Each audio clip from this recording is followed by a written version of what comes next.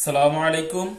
আমি ডাক্তার নাইমুল কিবরিয়া, বিএইচএমএস Bangladesh homeopathy medical college, ডিএইচএমএস Rokeyan Islam homeopathy medical college. আমরা আজকে বলবো মাদক দ্রব্য বা আহ, মাদক জাতীয় কোনো পানীয় পান করার পরে কোনো রোগ হইলে অথবা মাদক আসক্তি দূর করার জন্য বা নেশা দূর করার জন্য হোমিওপ্যাথিতে কি ব্যবস্থা।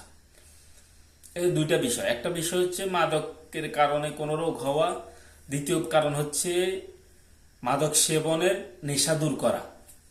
এই দুইটার জন্য হোমিওপ্যাথিতে কি কি সিস্টেম আছে।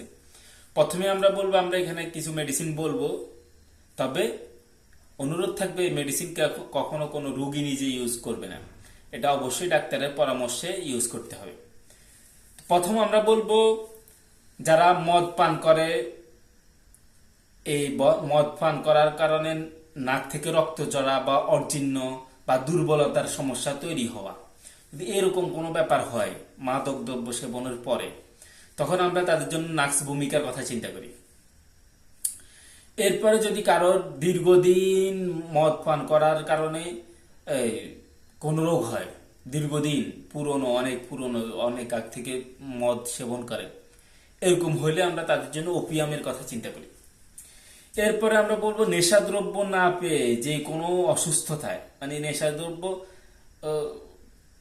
না পাওয়ার কারণে যে অসুস্থতাগুলো হয়, এই ব্যাপারের জন্য আমরা ওপিয়ান এবং আইরিস বের মেডিসিন এই দুইটা মেডিসিনের কথা চিন্তা করি। এরপরে যারা এমন হয় যে মদ পান করার প্রবল আকাঙ্ক্ষা থাকে, এই মদ পান করার প্রবল আকাঙ্ক্ষার জন্য আমরা তাদের জন্য চায়না মেডিসিনটা চিন্তা করতে পারি। এবং এখানে বলা হয় যে এদের জন্য কিশমিশ এবং কমলা এই ফল দুটা উপকারী এদের পথ্য। এরপর আমরা বলবো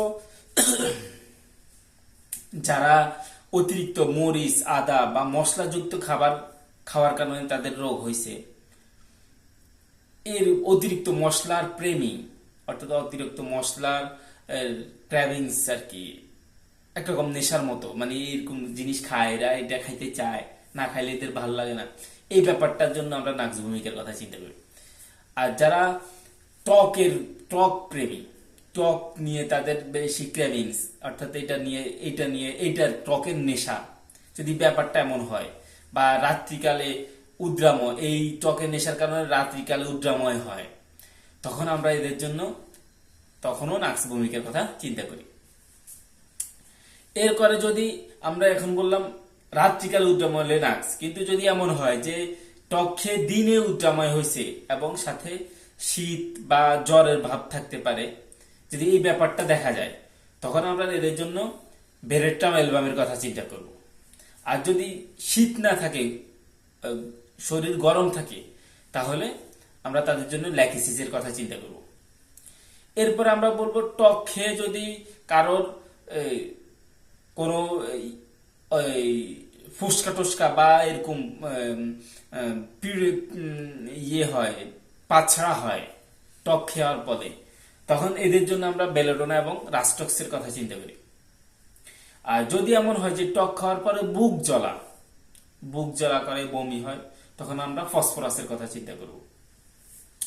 এরপরে যারা আফিম জাতীয় ওষুধ খাওয়ার কারণে যাদের কোনো সমস্যা হয়, আফিম খাইছে বা আফিম জাতীয় ওষুধ খাইছে, তখন এদের জন্য আমরা বেলেডোনার কথা চিন্তা করি।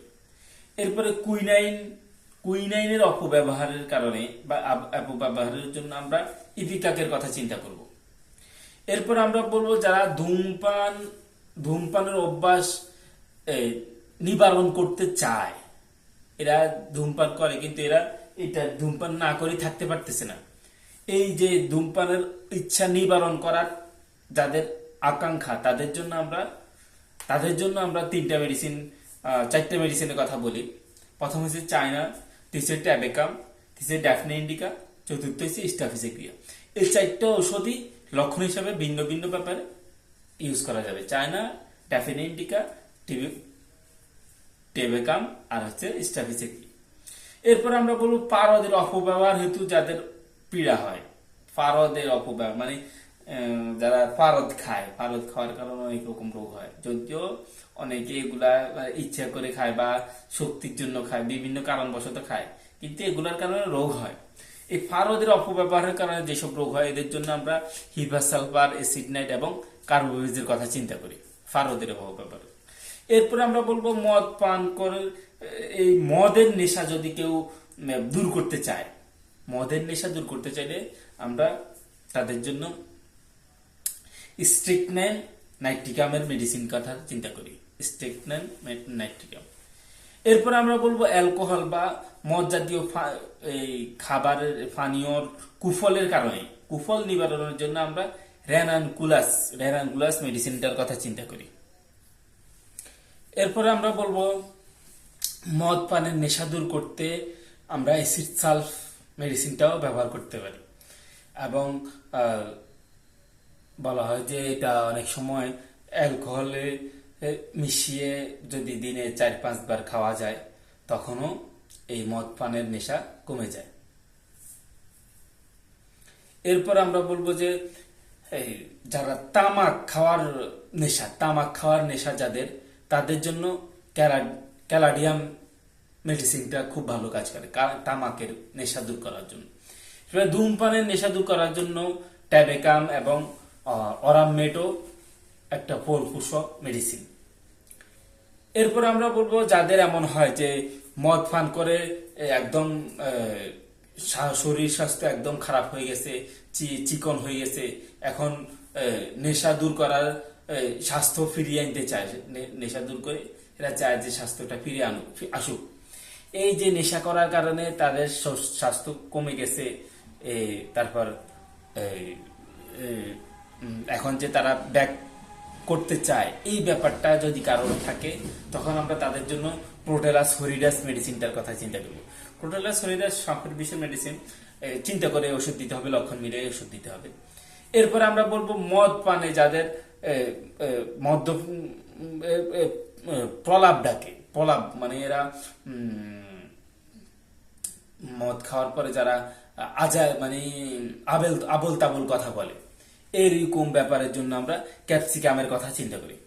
এরপরে যারা মদ পানে খুব ঝোঁক, মদ পান করতে বা তামাক খাওয়ার জন্য যাদের ঝোঁক বেশি, অতিরিক্ত ঝোঁক, এই ঝোঁকেরা নিজেরা কন্ট্রোল করতে পারে না, এইরকম ব্যাপারের জন্য আমরা কোকা মেডিসিনটার কথা চিন্তা করব।